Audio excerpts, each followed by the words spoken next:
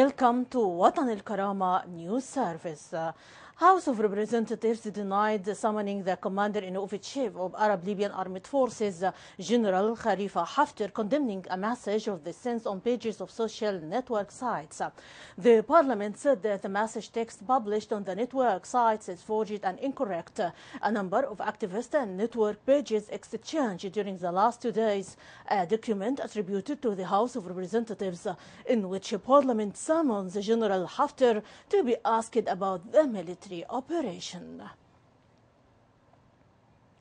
The interim government called on House of Representatives to postpone its inquest, which was scheduled today, until preparing the responses to all inquiries introduced by the Accounting Bureau. The official government spokesman Hatim Al-Arabi said the Accounting Bureau sent its inquiries to the government just 2 days before the date of accountability session, which is not enough time to prepare all replies. Moreover, he noted that the government would notify House of Representatives to specify another date for the inquest. Air Force of Arab Libyan Armed Forces launched an airstrike on terrorist Daesh group sites in Derna. A military source said the raid killed 2 terrorist leaders, Mohammed El-Mismari and Mohammed Sasi, noting that the 2 terrorists are the most prominent leaders of the group. In the meantime, the source added that the Air Force targeting 2 armored vehicles belonging to the extremist Daesh group near Kirsa area after returning back from Ras al-Hilal area.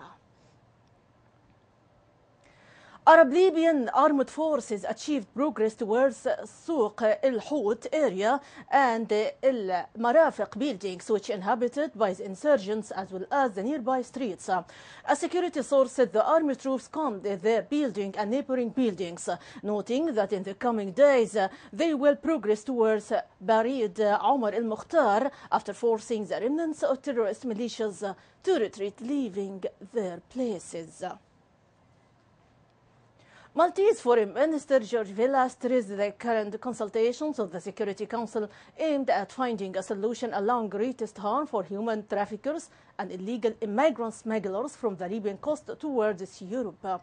Vella noted that the positions issued after the European leaders' last meeting is not dump these boats, but searching for effective intervention to stop the smugglers so as not to cause other humanitarian disasters. He also noted that the European Union would act according to the international law and the UN resolutions with full respect for the sovereignty of Libya. The United States and 5 European countries has renewed its commitment to the territorial integrity and national unity of Libya. The US, Britain, France, Germany, Italy, Spain said in a joint statement that the challenges facing Libya can only be addressed by a government capable of effectively managing and protecting independent institutions in Libya. Moreover, the 6 nations expressed concern about disabling economic and financial institutions, which are regarded as propriety for all Libyans. In the meantime, the statement warned that terrorists are taking advantage of this conflict to find a foothold in Libya and benefit its national wealth in order to serve their cross-border project.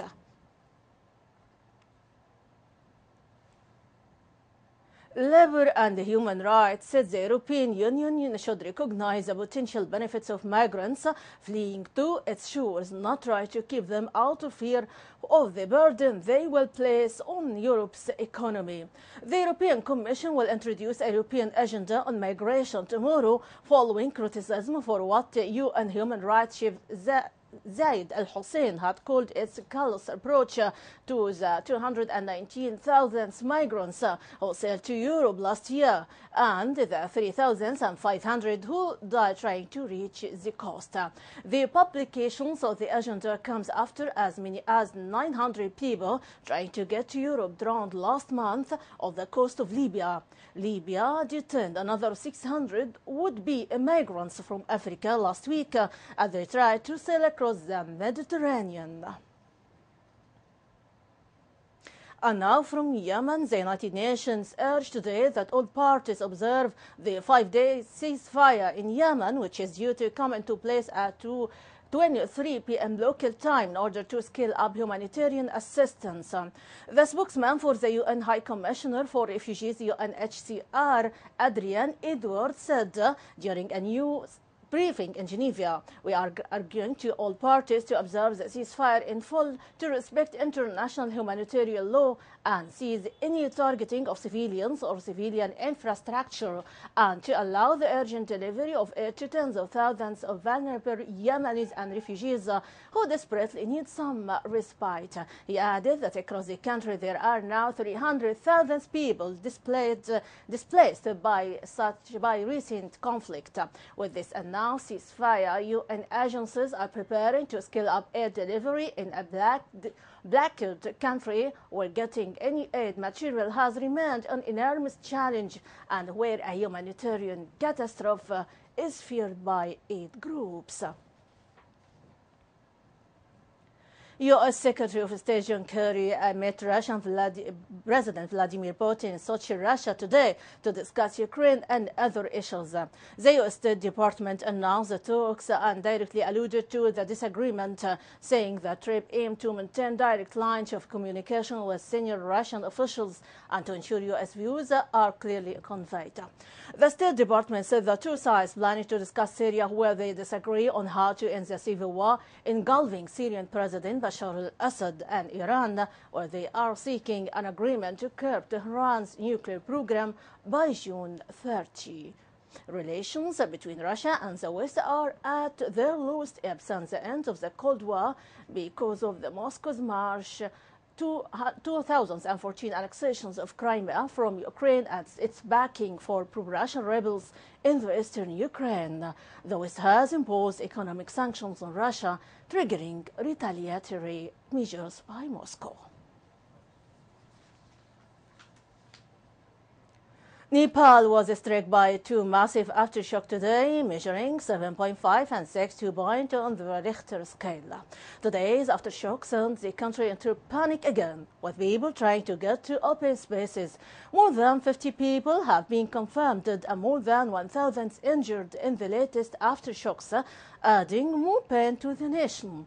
Many survivors are still living in tents following the 8.1 magnitude earthquake 2 weeks ago. Hundreds of thousands of Nepalese lost their houses during the devastating earthquake just over 2 weeks ago. The governor of Texas and Arkansas has declared disasters in parts of their states hit by tornadoes and floods in a storm series that slammed central states, leaving at least 5 people dead, injuring more than 50, and reducing buildings to splinters. The National Weather Service said an EF3 category tornado backing winds of around 140 mph hit the town after what was probably the strongest tornado to hit the town in more than 70 years. Neighbors sought comfort in front of destroyed houses, and residents backed up whatever belongings they could find as they walked to evacuation shelters. The National Weather Service said flash flood watches were in effect for large parts of Texas and Oklahoma. A severe thunderstorm watch extended from Kentucky to New York State.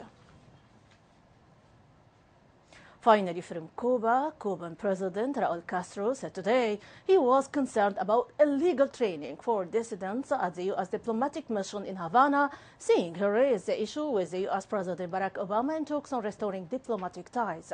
Also today, Castro reiterated Cuba's call for the United States to close down its controversial Guantanamo base and end the decades-long embargo in order to normalize relations between the two countries. Cuba and the United States are working to reestablish diplomatic relations that had been severed in 1961, but a number of differences still need to be worked out, including a U.S. request for freedom of movement for its diplomats in Cuba. The U.S. Interest sections has offered classes in journalism, English, and how to use the Internet, which Cuba sees as an attempt to undermine the country and meddle in its internal affairs, which would be a violation of international conventions on diplomacy.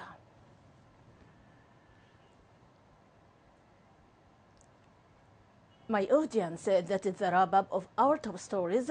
For much more, you can check our website www.watanalkarama.tv. Thanks for being with us. See you.